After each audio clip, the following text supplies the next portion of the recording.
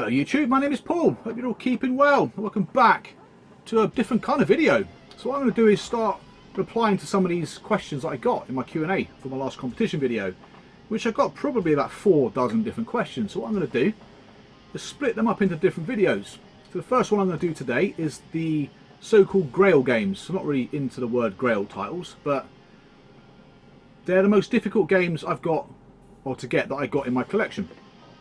And what I've decided to do is pick the 14 systems I'm going to show you 3 games from. There's another 4 or 5 systems, but to be honest with you, there's nothing in them which I think is rare. I don't think anyway. So there's some questions within this particular title. So the first one I had was what's your most prized possession? And that was from Stu, to UK. It's probably not what you think it is. So I will reveal that.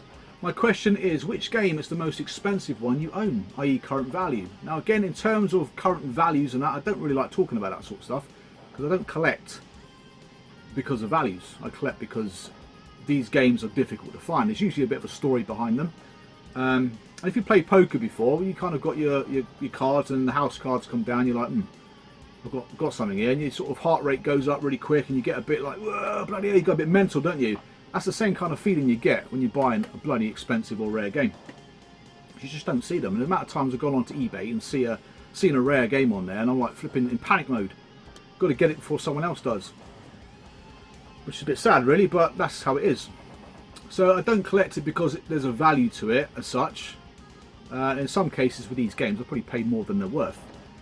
And in terms of rare games as well, the values are generally what the person's willing to pay at that particular time, whereas most of the common titles, there is a particular value. Because people go on eBay and go, oh, that's the average price for it, I'm going to bid around that and I might win it. Whereas these kinds of games, if you want them, you're going to have to put your money where your mouth is, otherwise you've got a chance of not getting that game. And because they come up very seldomly as well, if you miss the opportunity once, you could wait years for the next one to pop up. So what is your holy grail? What is your holy grail for the collection that yourself still yet to get hold of? That's from Steve, Handy Sneaker Freak. So all I'll do is when I go through each system, I'll let you know what grail games that I've got left to pick up for it. And what's the hardest game to find, or are you still looking for that game? That's Ghost 7 Rider 1, and I'm actually still looking for that game. So what I thought I'd do then is pop through the systems. I'm going to start off with the 8-bit era. I'm going to start off with probably my most nostalgic system of all time, and that's the ZX Spectrum. Now the ZX Spectrum's got a massive library of games. I don't think anybody in the world probably knows how many games exactly came out on the Sinclair Spectrum, because it is that large. And a lot of the early games will be classed as very rare, because a lot of the developers or the programmer, Veteran Coder, probably took that game they made, took it into their local shop. So yeah, you can be really like pedantic over collecting for the Spectrum, because there are really, really rare games, and I don't thankfully have the need to collect those. So I'm after a nostalgia set really, all the games I used to love playing. A lot of these games bring back a lot of great memories. And the Ocean and Imagine collection. So these 3 games all stem from the Ocean and Imagine collection, and the 2 games that I'm after stem from that exact collection. So let's crack on. So the first one I got is Victory Road, which is quite a recent acquisition. I'm quite happy to tell you what I paid for these games, but I'm not really going to go down a road of their value, because it's not really why I collect. Now, this particular game didn't come out on the 64 in the UK. It's more common on the Amstrad than it is on the Sinclair Spectrum, and this one cost me £100, which is probably slightly more than the average I've seen it go for in the past. And I've seen about 2 or 3 copies, so it's not, I would call, a rare game. Next up, it's very similar really. I've seen about 3 copies of this. This one cost me, I think, 65. That's Battle Command. Again, never played this one. It does look very similar to Carrier Command. And it's got isometric graphics. Yeah, again, quite a difficult one to find. Probably even harder to find on the Amstrad CPCs. I think it only came out on the 128K on floppy disk, but I know it did come out on the Amstrad. And I think the 64 version came out on cartridge and floppy disk. And the final game to show you on the Sinclair Spectrum is a game which I was very fortunate to get hold of, because I didn't realise how difficult it is to get on the Sinclair Spectrum. That's Sliced by Secret Agent. This one set me back $125, and I've never seen it on eBay. I know someone else on YouTube has a copy of this. But yeah, very difficult game to find. One of my more memorable arcade experiences actually on Slice by Secret Agent. I used to love that game. And the couple of games I'm still waiting for are in fact Ocean games as well. So one is Tank, which I've got the Commodore 64 version, but the Spectrum version is very, very difficult to find. And I've never seen it on eBay, not in modern times. I have seen it sort of 15-20 years ago, but not recently. And the other game I'm after is Robocop 3. Again, a game I've never seen on eBay. So I've got no idea on the values of those games. I just know they are particularly difficult to get. Space Gun could have made this list, but I saw 2 copies sell recently for the Spectrum for $9.95 each. I nearly pulled my hair out. Well, if I had any flipping hair, I'd have pulled it out. I couldn't believe that. Right, so that's the Sinclair Spectrum. Next up is the Amstrad CPC. I collect floppy disk games only, and it seems to have sort of steered more towards Ocean games yet again. But the most difficult to find game for the Amstrad isn't an Ocean game. Now again, the Amstrad, like the Spectrum, has got a vast library, and there's many different titles on there that are very difficult to get. But for me, it's more of a indulgence collecting for the Amstrad, so I'm not really fussed about it, to be honest. It's not a system I had. I just wanted to see what the variants were like between the Spectrum and Amstrad, because luckily Ocean Software made the effort mostly to port their games across. Not port them across, but actually make them individually for each system. So the first game I got is Grisel. Again, a difficult one to pick up. I think this one cost me about 30, maybe 40 quid a few years ago now. But out of the 3 games I'm going to show you, it's probably the one I've seen the most, and even then I've only ever seen it 2 or 3 times in the last sort of 6-7 years. Next up is a game I picked up from Canada. Now the guy in Canada had 2 copies of this, which is amazing because I've never seen it before buying this copy from him, which I think it cost me about £110 including import tax. And Nintendo allowed Ocean to actually publish 2 of their games. One was Donkey Kong, the other one was Mario Brothers. So one I have is Donkey Kong. Yeah, so a very difficult game to get, a very, very good conversion. Probably my favourite 8-bit home computer version out of them all. But yeah, really pleased to get this one, especially in this sort of style of case. I do like them. And like I said, it is an opportunistic collection for me. And the final game isn't an Ocean game, and that is Indiana Jones and the Fate of Atlantis on Amstrad disc. Now there was rumoured to be versions of this game in France and not released in the UK, but this is certainly the UK release of it. Now this one set me back about £200, just over I think it was. And the bloody, well, damn, this thing happened. I think about a week later I went onto the sold listings on the Sinclair Spectrum, and there was a box of Spectrum games sold for 30 quid. There's a box, one of these, sat on top for the Sinclair Spectrum. Now a guy I bought a lot of my Ocean stuff off, he sold his Spectrum version of that game for £470, and someone got a bloody bargain picking that bundle up for 30 quid, which is the way to go. Amstrad wise, I'm waiting for again 2 more Ocean games on floppy disk. One is Space Gun, which is a French only release, only came out on the floppy disk as well, which makes it uber hard to find. And the other one is Adidas Championship Football, again got very limited releases on the Amstrad. So there are 2 more that I'm outstanding. My Ocean collection for the Amstrad is actually growing quite well, even though I didn't initially intend to collect for it. Right, what have we got next? So next up, I'll go through some of my Commodore 64 cartridges. Got games scattered everywhere at the minute. So they're not overly difficult to get. One of them is, but the other 2 aren't. I'm only 1 game away from completing an Ocean set, and that Ocean game was never released, which makes it that bit more of a challenge. But the first game is Pang. I have nothing other than Ocean games on the Commodore 64 cartridge. Now Pang, I think this didn't cost me a lot. I've got a feeling I bought this as part of a bundle. I think I got this with the last game I'm going to show you for the Commodore 64. Next up is Batman, which I'm pretty sure I also bought as part of a bundle. Which for me in the early days of collecting, which I will touch on in the collecting video, I did buy lots of bundles. Again, I think this one was part of a bundle. So the games I would have sold off would have recouped the total I paid for the bundle. So these games didn't hardly cost anything. Batman, yeah, it doesn't come up very often, nor does Pang. I've probably seen about 4 or 5 copies in the last year. They're not rare, but they're just quite expensive. I'm pretty sure Pang didn't get a cassette release either on the Commodore 64, whereas Batman did. Probably why Batman's a bit more obscure than Pang. Now the last one is Space Gun. Now Space Gun is probably the most difficult to get ocean cartridge you can buy that was actually commercially released. Now when they released this game, they also released it on floppy disk and cassette, which the public probably would have bought instead of paying out sort of 30 quid for one of these, whatever it was, 20 quid.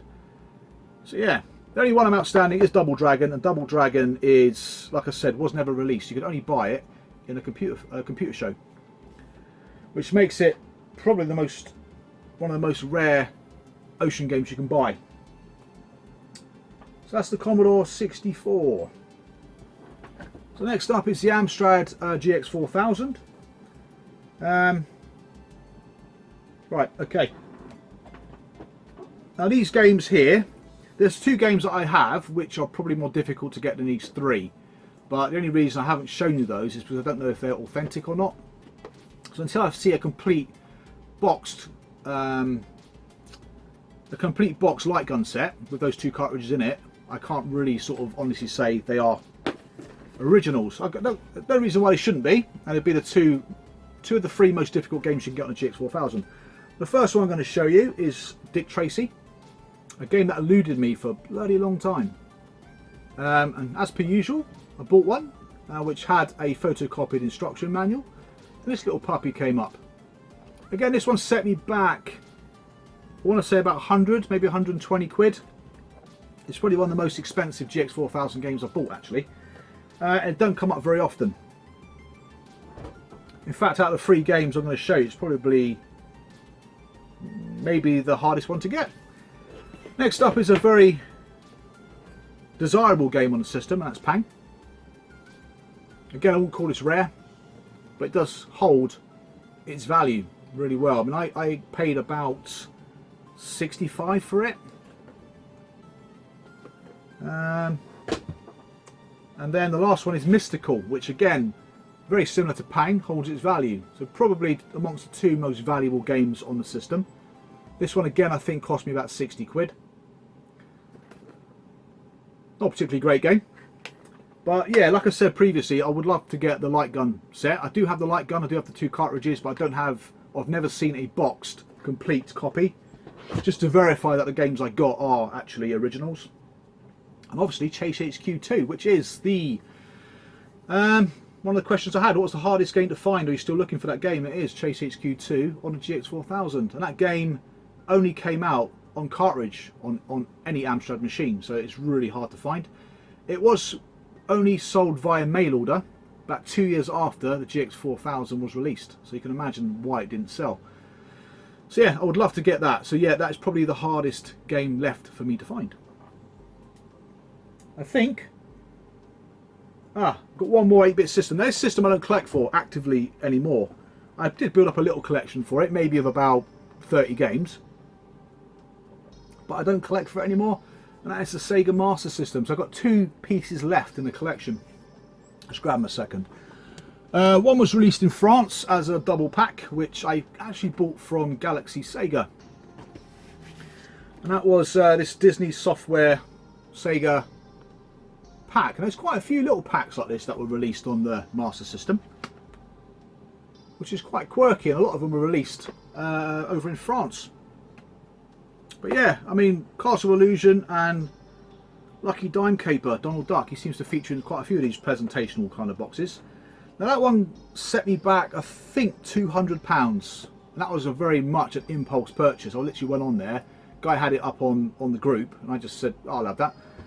And there you go. So I probably overpaid for that one as well. Shock horror.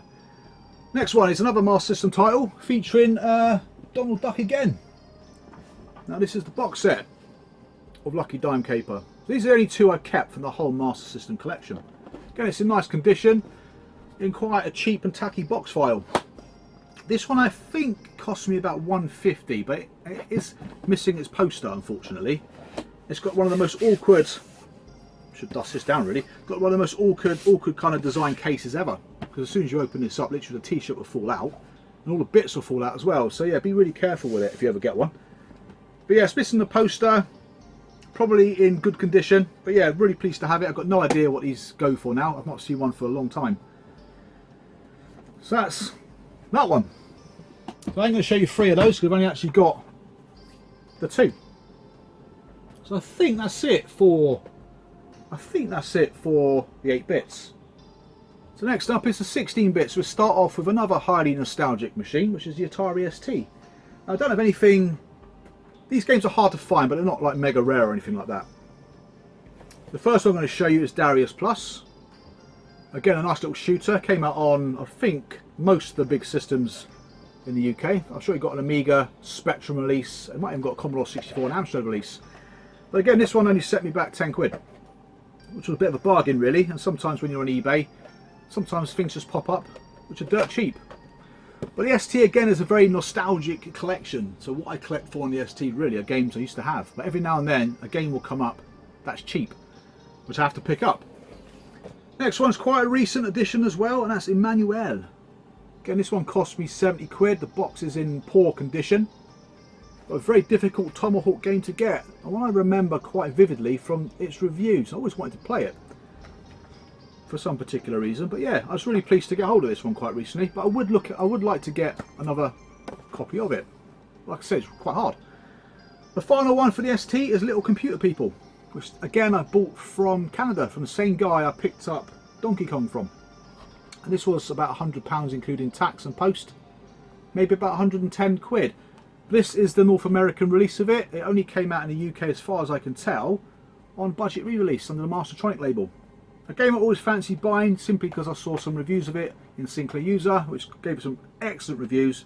The Spectrum version can go for a bit as well. But like I said, the ST, there's nothing there which I would call rare, because it's a machine I collect for, based solely on nostalgia. Right, try and work out what I'm doing here because I missed something out. 16-bit. So next up is going to be the CD TV. Now on the CD TV, again a very difficult system to collect for. Another system I picked up because I just love the CD TV. It looks like an awesome piece of kit. Well, it is an awesome piece of kit. It's just quite hard to find these days, isn't it? And the games for it are even bloody harder. So first one I'm going to show you is Prehistoric, a game that I picked up from the USA. This came up as a buy it now. I think it was quite reasonably priced, maybe about 70 quid, 50 to 70 pound. I can't remember what it is. Very good condition as well. It's almost near mint. I was really pleased to get hold of that. I've never played it. I know there's a sequel on the Amstrad. I'm not sure if it got released on different systems. It might have only been a French only release. Next up is Turrican 2. Again, I picked this up for about £115. It's exactly the same as the floppy disk variant, which is a shame. Legendary games on the Commodore Amiga. Next up we got Xenon 2 Mega Blast. I used to love this game, got very fond memories of it and the music by Bomb the Bass. Again, the game itself is exactly the same as the Amiga, it's just got a thumping soundtrack, obviously, which has been remixed specifically for the game. Again, CD TV is opportunistic. I'm not really after anything particular. There are a couple of very difficult LucasArts adventure games for it, or Lucasfilm. One is Loom, which I recently saw sell for about 600 quid at auction. Came with some other games as well, but that was by far the standout game of the bundle. What else is it? Indiana Jones and The Last Crusade, again another £200 game. If I see them at a reasonable price, I'd buy them. I'm not going to splash out loads of money for them when I already have them on floppy disk. Right, so that is the Atari ST. Next up is the Amiga. So one of these games was never released, one of these games was taken off the shelves, and one of these games is a bastard to find. So the first one is Arena. This was the last Psygnosis game I needed for my full set collection.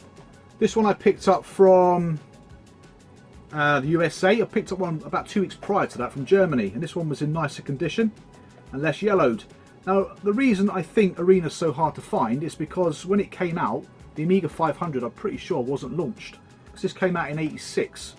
I would have been destined for the Amiga 1000 probably, which in itself wasn't a machine that sold particularly well when it was released, because it was too bloody expensive. So yeah, it's quite a difficult one to get, but I have seen about 4 copies over the last few years. I paid, I think, well, I paid over the flipping odds. This one was about nearly £200 including import tax. but the one before it I paid even more for, and then sold it for a massive loss. But I bought it solely on the fact I just wanted to finish that collection off. And because I'm getting quite close to the end of all the different collections I'm collecting for, I don't want to spend so much time looking for so few games. So that was the last Psygnosis game to add to the collection. Now the next one is the Great Giana Sisters. Now this one I had a stroke of luck with.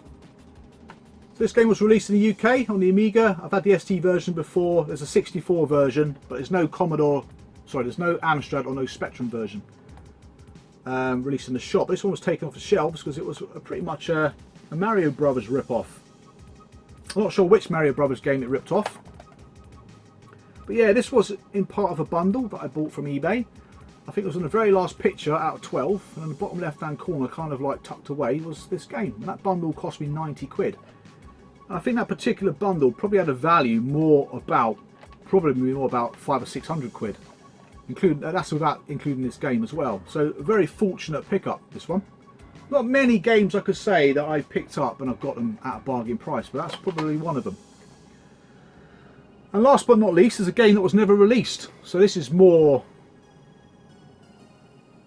Yeah, so this one I was after for a long time. It didn't come out in the UK, but it did come out apparently in Germany and Italy. But I've never seen it, and that's Billy the Kid. Now, this is the original box. It's the original manual. The discs aren't though. The discs are, I think, they just had ADF files put onto them. But it's got a weird security tag on the base of it there, which kind of raises a couple of questions. But probably the most difficult to get item in my whole Amiga floppy disk collection is Billy the Kid. It's a pretty poor game, based on those sort of Cinemaware style games. But yeah, it was a bit of a flop. I think Level 9 did the actual game itself. According to Gary Bracey, it was never released in the UK. But I'm really pleased to have it, because it's one of those games that has a bit of history to it. It's just nice to have it. This one set me back about £200, which is a lot of money for a box. But yeah, it's the only one I've ever seen. So yeah, chuffed to bits to have it, to be completely honest. And it's one of the more unique items in the collection.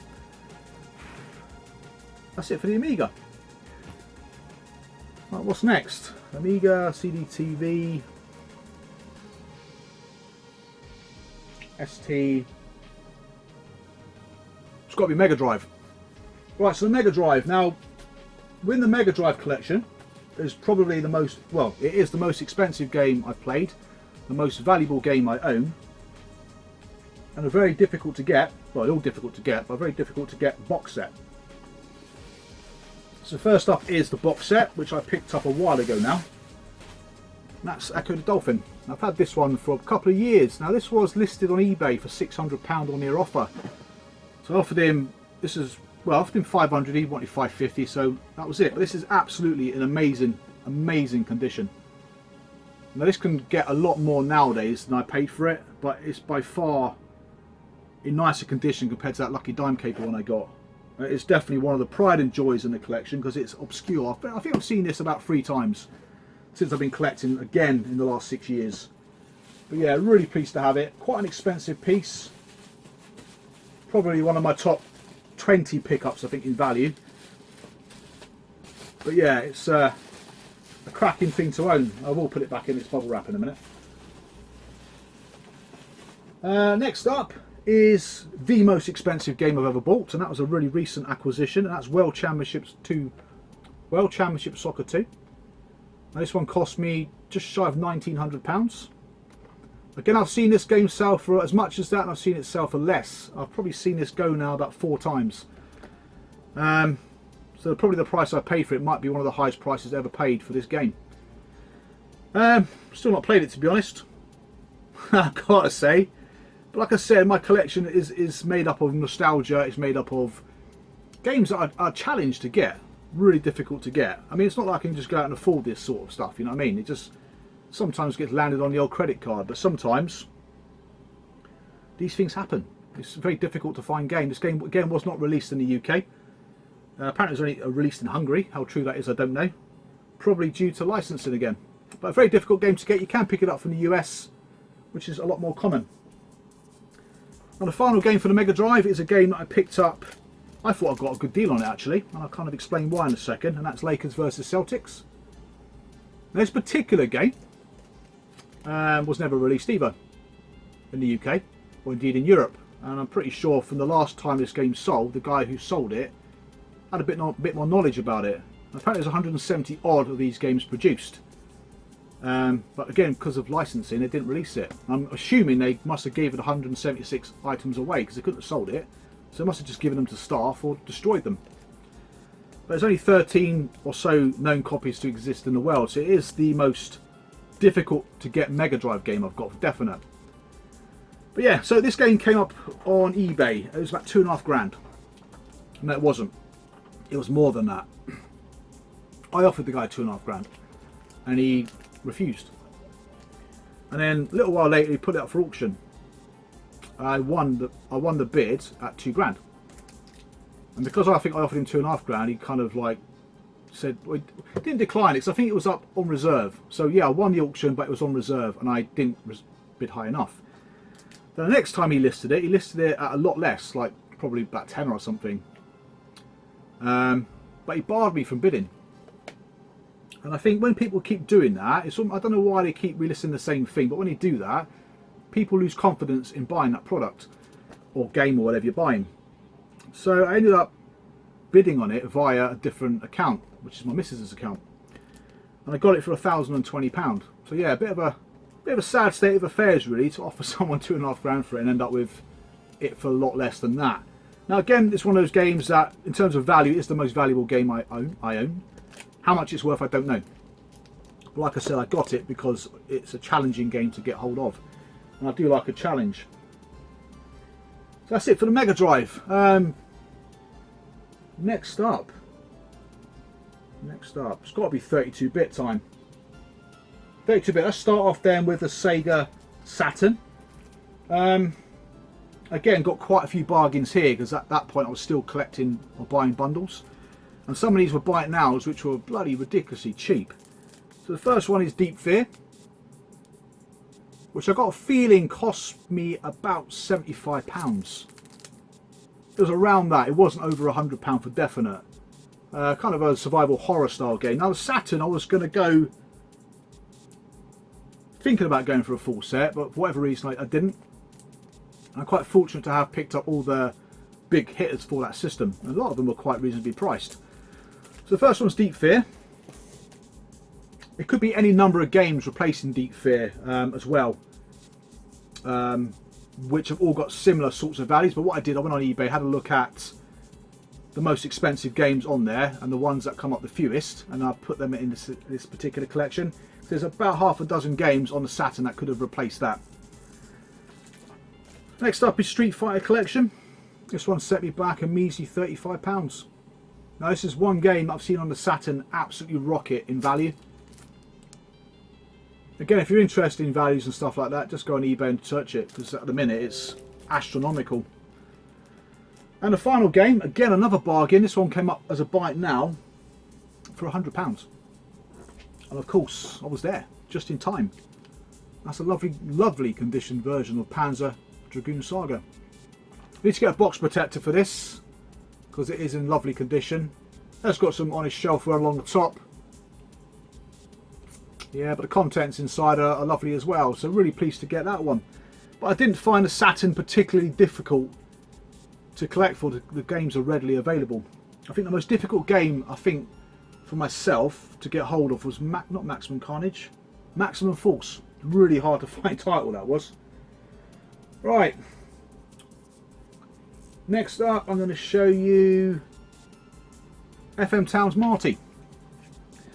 Now again, the FM Towns Marty is one of those indulgent systems. I never intended to collect for it. It's the only Japanese system that I collect for.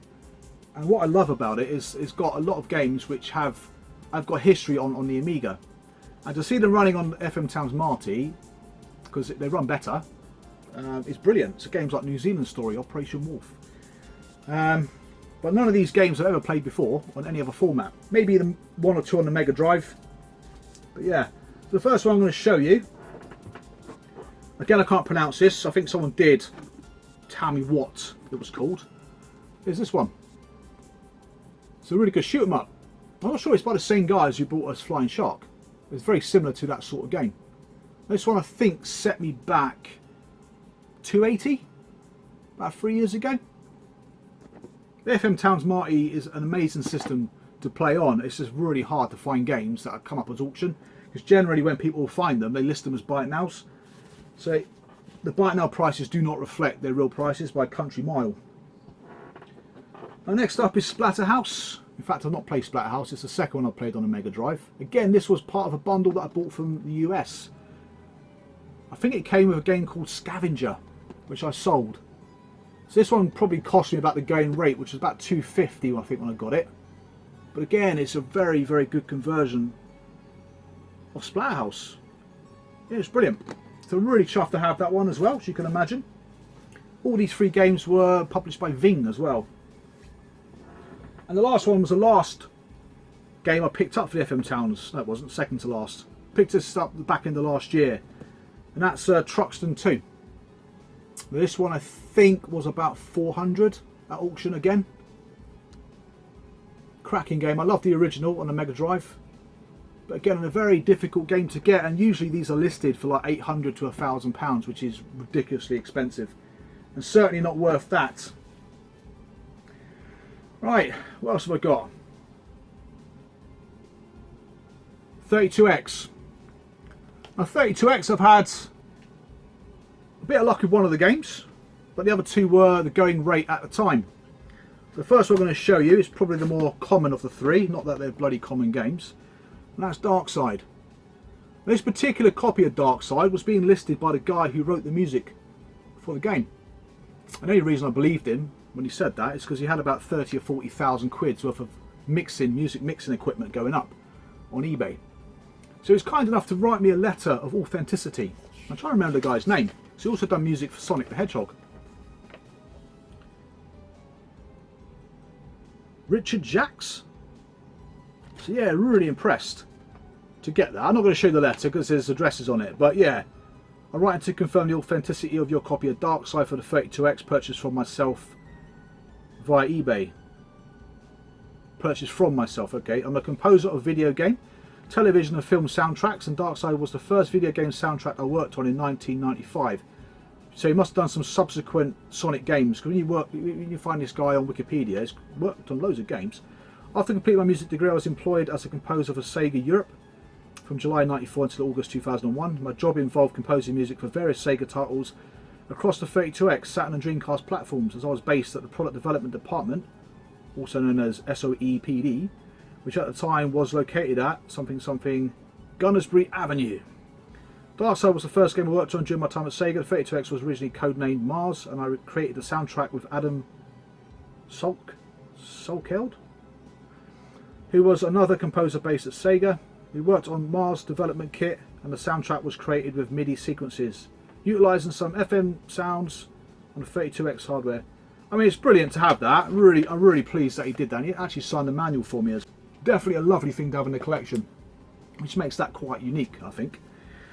So yeah, that one set me back $650, and I think the other one he sold went for about 600. I've not really watched auctions for that ever since I bought it, to be honest. Next up is T-Mech. Again, probably the more valuable of the 32X games, but may not be the most difficult to find.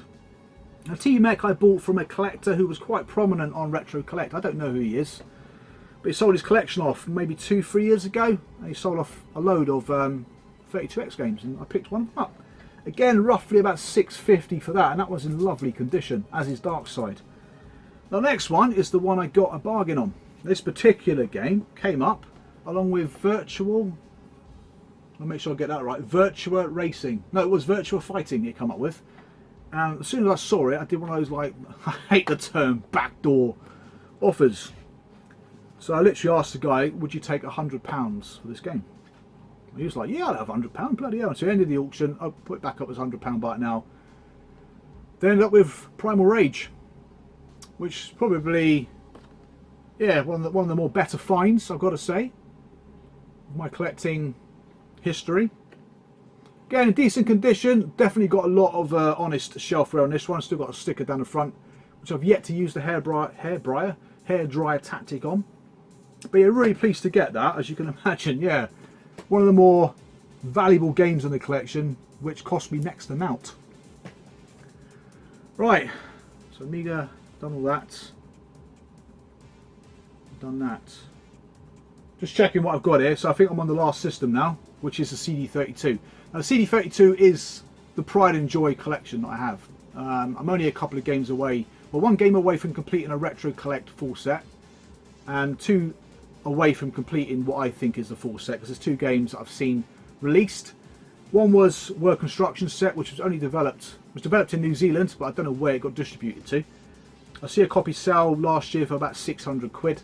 And the other one is Wheel Bridge Initiation Junior, which is a French release. In fact, the company that made that game is still in existence today, making those kinds of games. So whatever Bridge is, I think I've got a feeling it's got something to do with dominoes, isn't it? Or cards, don't know. But anyway, they're the 2 I'm outstanding. Whereas 32X, I did complete a full set. Saturn, again, I've got what I want for the Saturn. I think the other systems I've talked to you about, I've got what I want. Except for the FM Towns, I forgot to mention I'd love to get a copy of Monkey Island 2, which is bloody expensive. Zack McCracken, Indiana Jones and the Fate of Atlantis, Indiana Jones and the Last Crusade, Puzznic. There's loads of games I'd love for the FM Towns, but again, they're bloody scarce. Right, let's do the CD32. So, yeah, one of them. Now, none of these games I got a bargain with. They all were sort of top end values, I guess. The first one was Wiz. Now, this was quite a recent pickup. Now this one, I replaced the outer sleeve of a disc version because it was like mint condition, whereas my original one wasn't. It doesn't matter because the actual barcode and that is actually on the inner box. But this one set me back 600 quid at auction. I've seen this 3 times. I think the first time a collector had it, or still may have it now, but he listed it on eBay with a reserve. I think it was just testing the water. I think it went for 200 quid, but sometimes when someone puts a reserve on it, it does limit what people are prepared to bid. Then I saw it come up as a bundle in Germany, and I asked the guy, would you send it to the UK? And he was like, no, I ain't sending that anywhere. Do you know what I should have done? I should have offered him solely for the game, but I didn't think. He had loads of amazingly difficult games to get, and this was one of them. Again, never played it. I mean, it looks okay. I think I got it on the Sega Saturn, to be honest. But yeah, I'm really pleased to get it. It was one of the last of the bigger hitters to get. But nowadays, even the more obscure titles are now getting sort of £500 plus. So games like The Final Gate, unbelievable really. It's the most worst game I ever played. Next up is a game I picked up a few years ago. And I think it's the most expensive Amiga title I've ever seen sell. And it went for €1,020, which beat the previous record, which I'll show you in a minute. But Humans Free Evolution. Now I picked this up from that International Retro Guide bloke that I mentioned in my pinball, Thomas Sankin's pinball video. I think I paid $3 to $3.50 for this. But yeah, so I didn't feel so bad when I see it sell. I think the first time I see it sell, it sold for €1,020, and the second time it went for about $8.50 or something like that. So it made me feel a lot better. Again, I've only ever played the first Humans, which I bought on the Amiga back in the day. Very difficult game to get, but I've seen that come up now maybe 3-4 times. It's not as difficult as, say, Wiz. Now the next game is the pride and joy in my collection. It's a game I never knew actually got a proper release. I knew there was a disc around for it, which was paired up with an Amiga 1200 box. But this particular game was withdrawn from sale around about September, October 1993.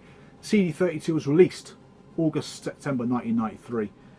And this particular game I had to go and get from Germany. Now this particular game is International Open Golf Championship, which is probably the rarest game in my collection. Well, it is in my view, because I've not seen any other games. So I've not seen any games fewer times than this. This is the only box version I've ever seen. Now this came up for auction. I think he listed it for like £1, as you do.